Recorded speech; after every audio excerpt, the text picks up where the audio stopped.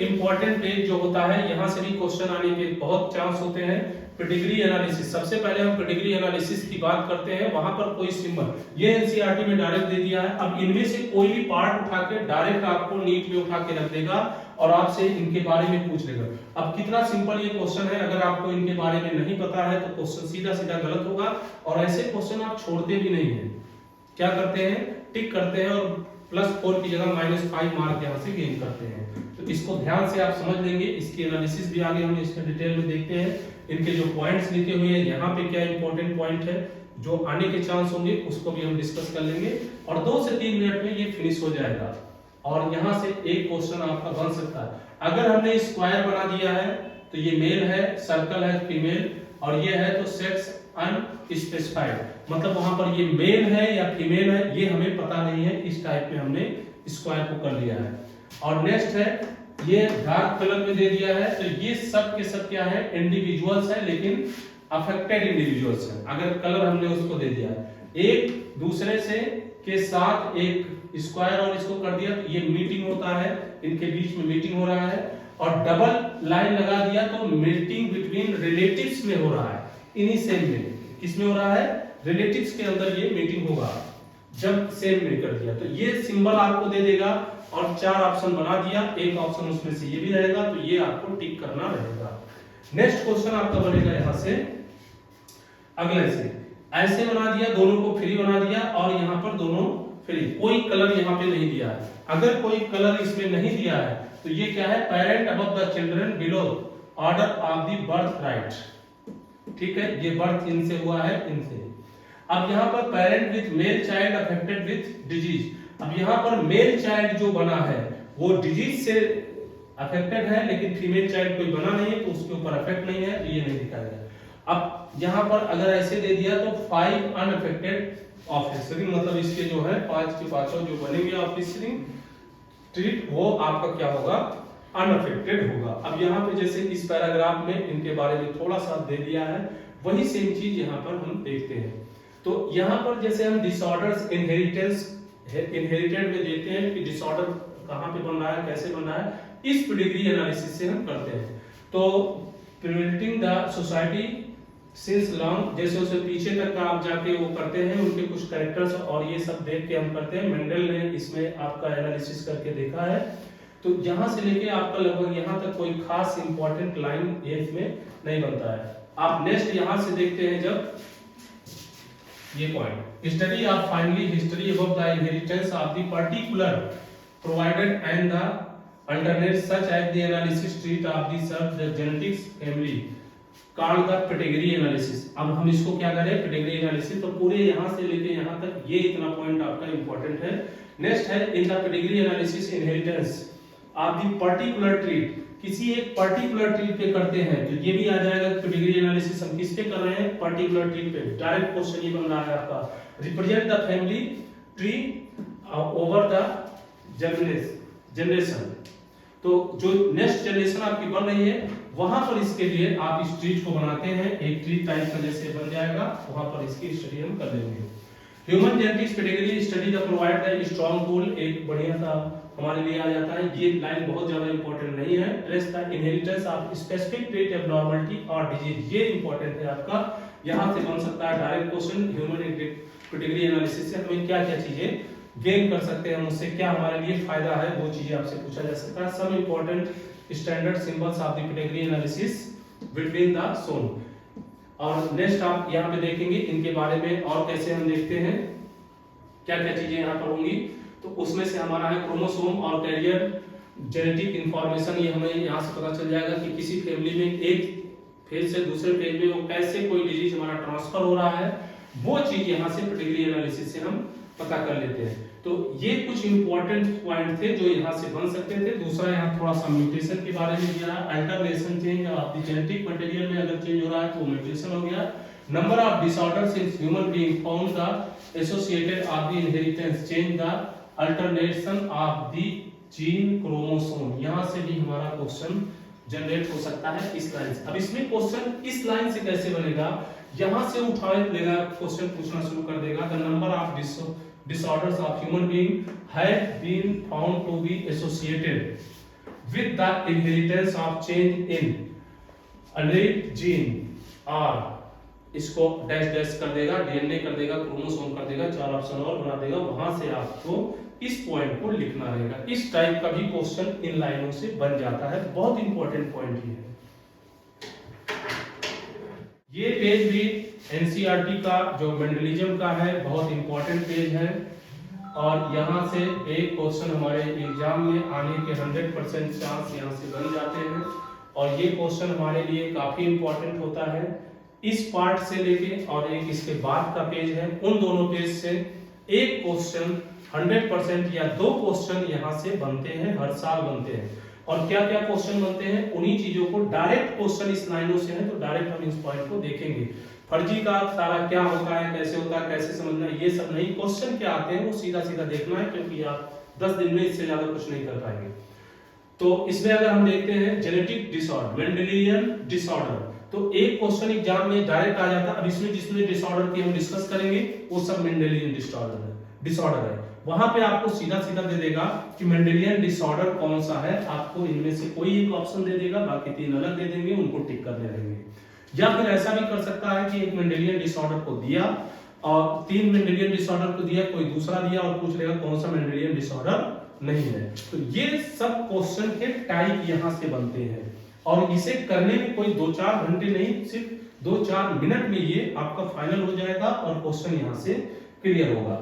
First point अगर हम देखते हैं, disorders many grouped are category the Mendelian disorders and chromosomal disorder. तो यहाँ पे ऑर्डर को 2 पार्ट में जो डिसऑर्डर्स हैं, Mendelian disorders and chromosomal disorder में कर दिया। Mendelian disorders mainly determined by the alternation और म्यूटेशन और सिंगल जीन। तो मेंडेलियन डिसऑर्डर सिंपली एक कैरेक्टर को लेके किया जाता है जो हमारा है, और ये भी आपका अपने आप में एक नीट का बड़ा ही स्टैंडर्ड क्वेश्चन बन जाता है।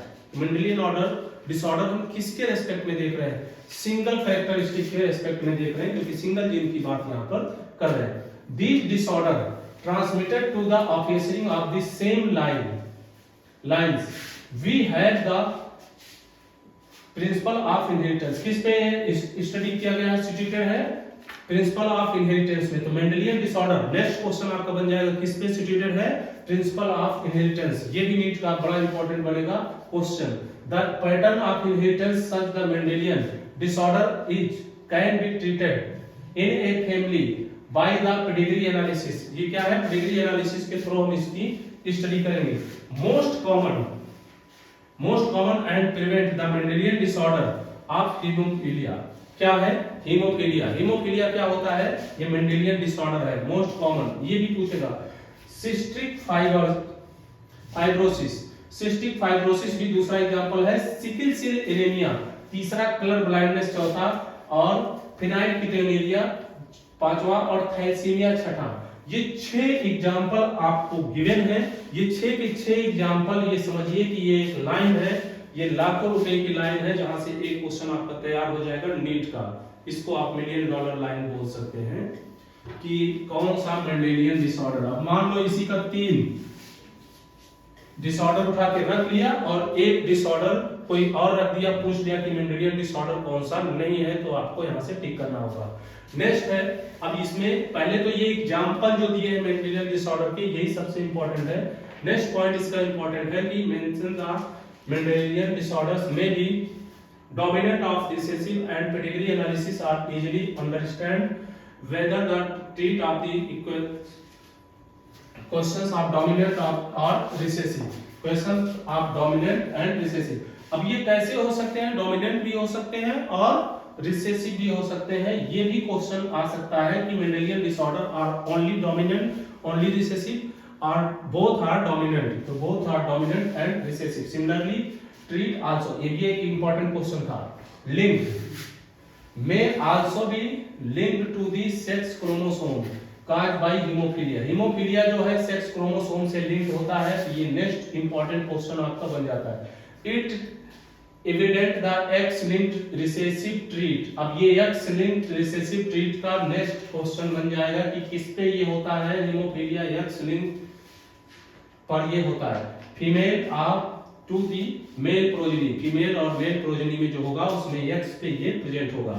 The representative the pedigree of the son of the figure, ये एक पेडिग्री दिया है, उसका एक एनालिसिस दे दिया है। And pedigree for the characteristic of both autosomic and sex chromosomic disease. अब ये जो पेडिग्री है, इस पे थोड़ा सा रुकना।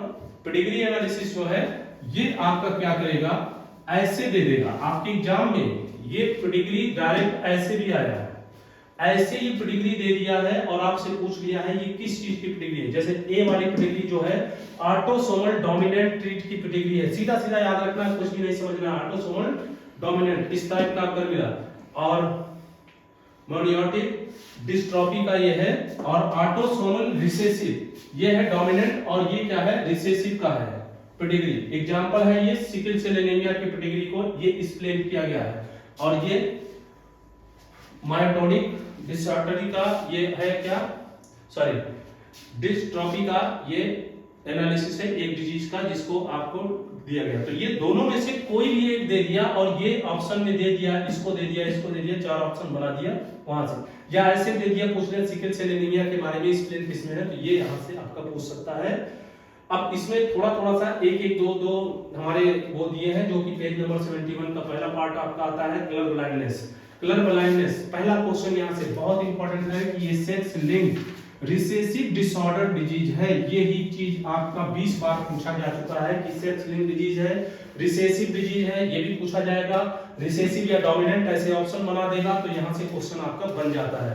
Next point, defect in the interact of the green eye जो होता है ये आपका थोड़ा सा रिफ्लेक्ट होकर रेड को ग्रीन, ग्रीन को रेड आपका दिखाता है। तो ये पॉइंट्स आप देखेंगे, और ये कहां पर प्रेजेंट होता है, ये दूसरा पॉइंट इंपॉर्टेंट जो है, ये एक्स क्रोमोसोम पर ये प्रेजेंट होता है।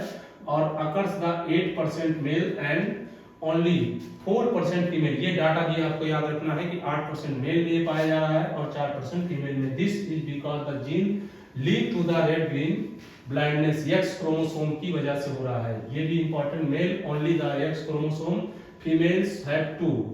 तो some of the carry gene percent of the 50% of the being the color blindness, the mother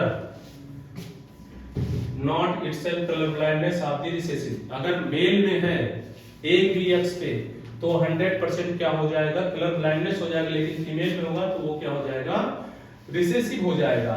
तो ये पॉइंट भी आपका इंपॉर्टेंट हो जाता है, और इसका हम पेडिग्री एनालिसिस आपको नेक्स्ट वीडियो में इसका पूरा बना के दे देंगे, तो ये आपका 100% क्लियर होगा। अगले पेज को हम डिस्कस अगले वीडियो में करते हैं। जेनेटिक्स का एक ये इंपॉर्टेंट पेज नंबर 74 है, जहां पे हम हीमोफीलिया के बारे में देखते हैं। यहां से भी हीमोफीलिया से रिलेटेड और सिकल सेल एनीमिया से रिलेटेड आपके नीट में हर साल लगभग क्वेश्चन है। क्वेश्चन गिने चुने हैं, आउट क्वेश्चन है, 2-4 पॉइंट इसमें होते हैं। पहला क्वेश्चन इसमें है सेक्स लिंक्ड डिजीज है और रिसेसिव है। ये दो क्वेश्चन अपने आप में है, 2 in 1 है ये। तो ये आपका कैसे होता है ये भी आपको देखना। Which it show the transmission of unaffected carrier female से, ये भी लाइन आपकी डायरेक्ट पूछी जा सकती है। कैरियर फीमेल अनअफेक्टेड होगा सम ऑफ द मेल प्रोजेनी के पास, तो ये डायरेक्ट आपका आ जा सकता है यहां से question. And disease single protein, अब ये भी पार्ट आपका इंपॉर्टेंट है हीमोफीलिया में कि single protein part of the single protein जो पार्ट इसका होता है ये कैसा होता है, cascaded of the protein involve the clotting of blood affected, जो ब्लड को क्लॉटिंग करता है वो रोक देता है। तो ये भी थोड़ा सा इंपॉर्टेंट बन जाता है, लेकिन सबसे इंपॉर्टेंट आपका ये पॉइंट बन रहा है। नेक्स्ट है due to this the affected of the individual simple cut of the, जैसे इसमें सिंपली कट हो गया तो ये क्या करेगा, ब्लीडिंग होना शुरू हो जाएगा, और तब तक होता रहेगा जब तक सारा का सारा खत्म ना हो जाए। हेटेरोजाइगस फीमेल, अब यहाँ पे फीमेल जो होता है हमेशा कैरियर होता है, क्योंकि इसमें फीमेल अगर कैरियर नहीं है तो उसकी डेथ हो जाएगी। हीमोफीलिया में भी ट्रांसमिट द डिजीज, कैसा है, ट्रांसमिटेड डिजीज है, किसमें जाएगा, सिर्फ ये सन में। तो ये तीसरा इंपॉर्टेंट क्वेश्चन आपका बन जाता है कि सन में ये क्या होता है, ट्रांसमिटेड डिजीज होता है, जहां पे जाता है। Probability of female belong becoming the haemophilic extremely rare because the mother such as the female of the least of the carrier, क्योंकि मदर इसमें क्या होती है, कैरियर होती है, ये सबसे कम रहता है। लंदन की एक फैमिली है, रॉयल फैमिली, जहां पे ये सबसे ज्यादा पाया जाता है। अब इस लाइन में अगला इंपॉर्टेंट क्या है कि हीमोफिलिक अनवेलेबिक of the later of the stage of life. हर जगह पे ये क्या होता है, थोड़ा सा कॉम्प्लिकेटेड है, क्योंकि एक कट लगा कि आपकी डेथ पक्की है। पेडिग्री क्वीन ऑफ विक्टोरिया यहाँ पे दिया गया है, इनका पूरा कैरेक्टरिस्टिक ऑर्डर है। नेक्स्ट हम इसमें डिस्कस करते हैं सिकल सेल एनीमिया को इसी पेज में। अब ये पेज ऐसा है जहां से एक क्वेश्चन आपके नीट का बनना ही तय है, फिक्स है, बन जाएगा यहाँ से एक क्वेश्चन। सिकल सेल एनीमिया ऑटोसोमिक, अभी दो डिजीज आपने डिस्कस किया, मैंने जो दो डिजीज डिस्कस किया वो क्या थे, सेक्स क्रोमोसोमिक लिंक्ड रिसेसिव डिजीज थे, और लेकिन ये कैसा है, ऑटोसोमिक, ऑटोसोम की वजह से होने वाला डिजीज है। Treat that can be transmitted from the parent officially. अब ये पेरेंट से होता है, बोथ पार्टनर्स, दोनों पार्टनर से carrier for the gene of the heterozygous, heterozygous में है, ये कैरियर का काम करेगा। Disease of the controlled by the single pair allele. अब यहां से ये सारा लाइन अब आएगा, किस वजह से हो रहा है, सिंगल पेयर डिजीज HB1A और HBS से ये कंट्रोल होता है। ये 5 है, आई थिंक 5 से होगा। And probability 3 possible genotype. अब ये भी line, out of the 3 possible line only the homozygous individuals HB5 and HB5 से ये आपका फिनोटाइप रहेगा। हेटेरोजाइगस HBA और HB5 से इंडिविजुअल से अपीयर होके ये अनअफेक्टेड करेगा। ये भी आपका नेक्स्ट क्वेश्चन बनेगा। कैरियर डिजीज है, 50% प्रोबेबिलिटी बनती है ट्रांसमिशन के mutant gene to the progeny से। And exhibit the sickle cell trait, ये नीचे सिकल सेल ट्रीट दिया है, cause affected by the glutamic acid. Glutamic acid जो है इस ट्रीट में देखेंगे, यहाँ पर ग्लूटामिक एसिड यहाँ से ये चेंज हो जाएगा और आपके पास आरएनए टैग, यस यहाँ पे ग्लूटामिक एसिड पर क्या आ जाएगा, वेल्वेरिक एसिड आ जाता है। यही मेन प्रॉब्लम करता है यहाँ पर, ठीक है। तो ये भी क्वेश्चन आपका पूछता है कि इसकी जगह पर कौन आ जा रहा है, वेल्वेरिक एसिड आ जा रहा है ग्लूटामिक की जगह पे। ग्लूटामिक, GLU एंड वेलिन, इसकी जगह पर ये आ जाएगा 6 पोजीशन पर बीटा ग्लोबिन चेन में और हीमोग्लोबिन मॉलिक्यूल से। And amino acid of the globin protein result due to the single base pair of the substitution 6 codon of the beta globin and the CAG and CUG and mutagen of the undergo the polymerization of undergo the oxygen causing the change of the shape of RBC। अब ये जो last line है, इसकी वजह से होता क्या है, पॉलीमराइजेशन के बाद इस जो RBC का शेप है वो चेंज हो जाता है। अब शेप जो है biconcave disc to elongated the sickle structure, मतलब जो ये बाई कॉन्केव ऐसे होता है, ये सिकल सेल इस टाइप में ये बन जाएगा। तो ये भी आपका इंपॉर्टेंट है। यहाँ जो लास्ट इतने 4 पेज है, पहला क्वेश्चन आपका ये जनरेट हो रहा है, ग्लूटामिक की जगह वेलिनिक बन रहा है, बीटा ग्लोबिन में आपका चेन में ये हीमोग्लोबिन के चेंज हो जाएगा, जिसकी वजह से इसमें ऑक्सीजन जो यहाँ पर कैप्चर करेगा, ये आपका शेप और साइज यहाँ पर पॉलीमराइजेशन में चेंज कर देगा आरबीसी का। तो ये भी आपका नेक्स्ट इंपॉर्टेंट क्वेश्चन यहाँ से बन के आता है।